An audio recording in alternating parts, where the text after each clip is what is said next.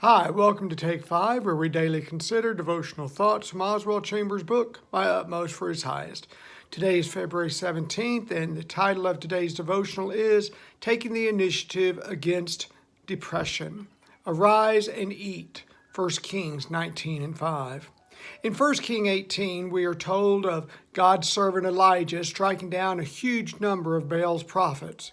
Immediately afterwards, he fled to the wilderness due to the evil queen Jezebel declaring in chapter 19, verse 2, that he was going to die.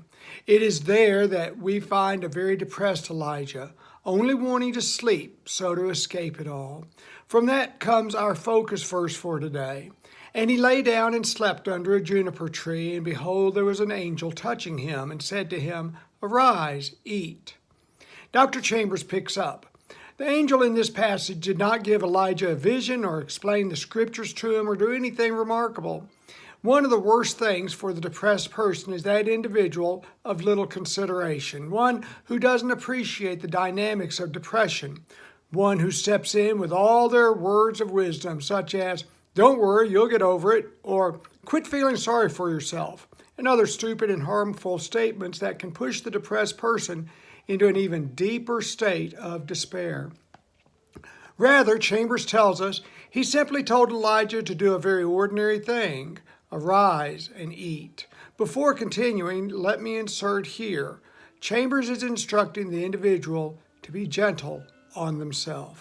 Continuing, he says, if we were never depressed, we would not be alive. Only material things don't suffer depression. If human beings were not capable of depression, we would have no capacity for happiness or exaltation.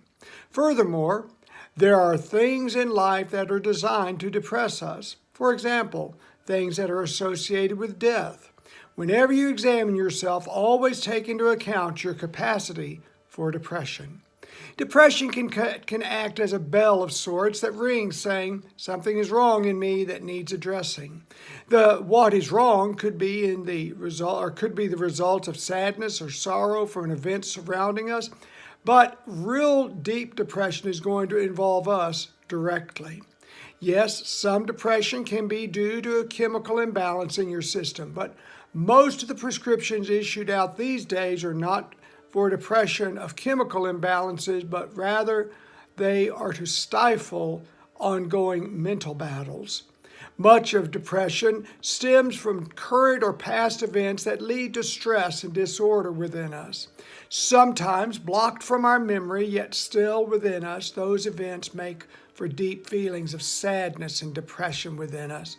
It's the not dealing with these emotions and memories that create depression. As well, our disobedience to God can trigger depression as well.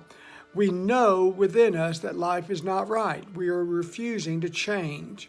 When you are pushing against God, you will be depressed. Why shouldn't you be?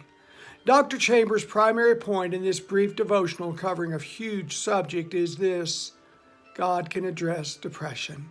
He says, depression tends to turn us away from the everyday things of God's creation.